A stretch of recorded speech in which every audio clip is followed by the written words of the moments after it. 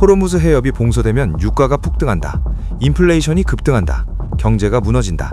여러분은 이것을 위기라고 부를 겁니다. 하지만 만약 이것이 위기가 아니라 설계라면 어떨까요? 오늘 이 영상에서 제가 던지는 질문은 하나입니다.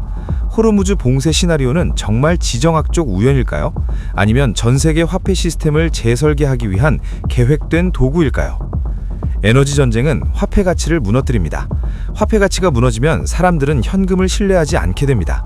그리고 그 순간 새로운 시스템이 준비되어 있습니다. CBDC, 중앙은행 디지털 화폐. 그 시나리오의 전체 그림을 보여드리겠습니다.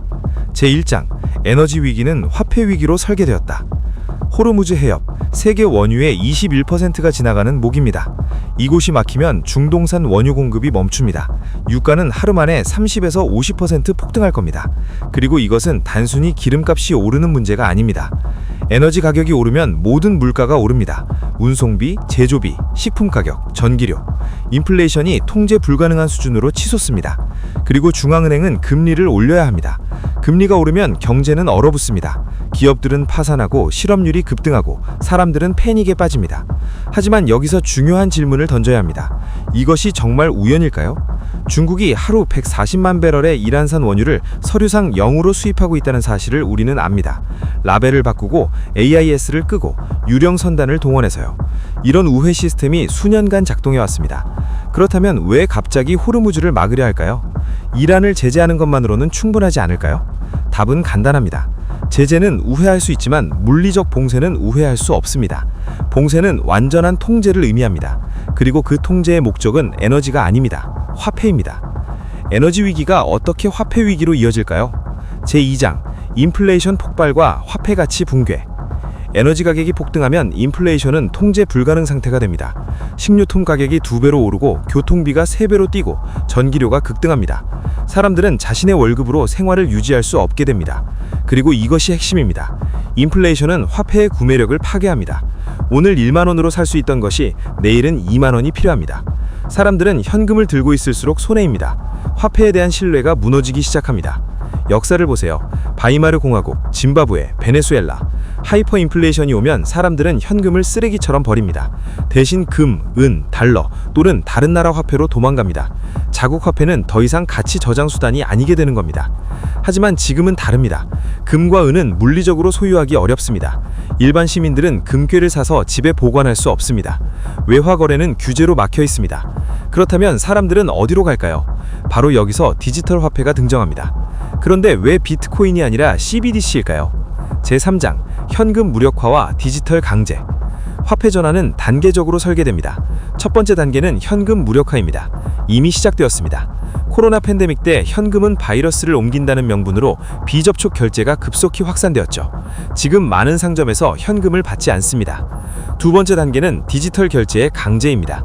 정부는 탈세 방지, 검죄 예방, 편의성 증대라는 명분으로 모든 거래를 디지털로 추적하려고 합니다. 현금 거래는 의심받고 신고되고 규제됩니다. 사람들은 자연스럽게 카드와 페이를 사용하게 됩니다. 하지만 카드와 페이는 여전히 민간 기업이 통제합니다. 비자, 마스터카드, 카카오페이, 네이버페이. 이것들은 정부가 직접 통제할 수 없습니다. 그래서 세 번째 단계가 필요합니다. 중앙은행 디지털 화폐, CBDC입니다. CBDC는 중앙은행이 직접 발행하고 통제하는 디지털 화폐입니다. 모든 거래가 실시간으로 추적됩니다. 정부는 당신이 언제, 어디서, 무엇을, 얼마에 샀는지 모두 알 수 있습니다. 그리고 필요하다면 당신의 돈을 동결하거나 사용처를 제한하거나 유효기간을 설정할 수도 있습니다. 하지만 사람들이 이것을 받아들일까요? 제4장, 위기를 이용한 전환의 심리학. 평상시라면 사람들은 CBDC를 거부할 겁니다.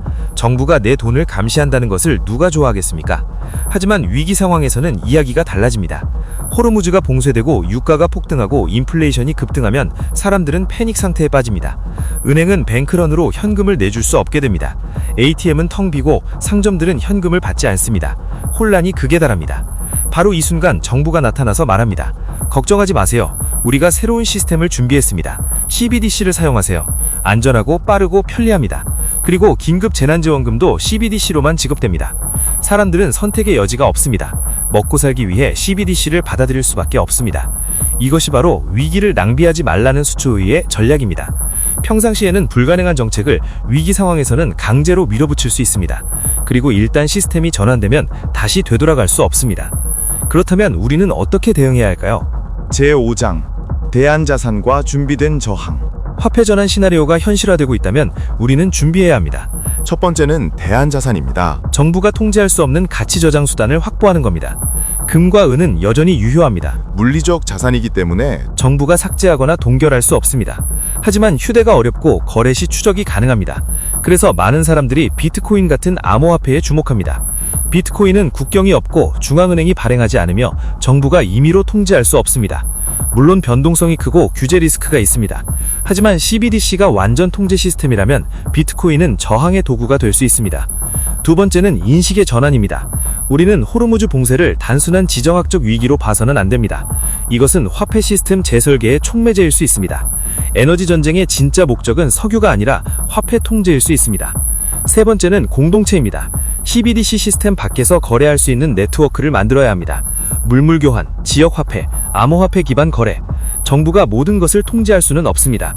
사람들이 시스템 밖에서 움직이기 시작하면 통제는 무력화됩니다. 호르무즈 봉쇄 시나리오는 에너지 전쟁처럼 보이지만 진짜 목적은 화폐 시스템의 전환입니다. 인플레이션으로 법정 화폐를 무력화시키고 위기 상황에서 CBDC를 강제로 도입하는 것. 이것이 설계된 시나리오일 수 있습니다. 우리는 선택의 기로에 서 있습니다.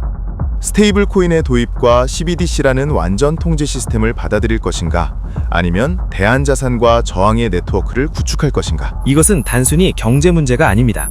자유와 통제의 문제입니다. 위기는 언제나 예고 없이 찾아옵니다. 하지만 준비된 사람에게 위기는 다른 의미를 가집니다. 금융 시스템이 흔들릴 때 자본은 정지하지 않습니다. 항상 새로운 피난처를 찾습니다. 은행 불안, 마켓 급락, 경제 충격이 발생하면 자금은 전통적으로 금과 은 같은 실물 자산으로 이동해 왔습니다. 그리고 오늘날 그 흐름은 점점 디지털 자산 영역으로 확장되고 있습니다. 따라서 중요한 것은 단일 금융 시스템에 의존하지 않는 다층적인 자산 구조를 구축하는 것입니다. 그리고 역사는 반복적으로 보여줍니다. 금융 질서의 변화는 대개 우연이 아니라 시대적 전환 속에서 등장한다는 사실을. 이 영상이 도움이 되셨다면 좋아요와 구독 부탁드립니다. 댓글로 여러분의 생각을 나눠주세요. 우리는 함께 준비해야 합니다. 감사합니다.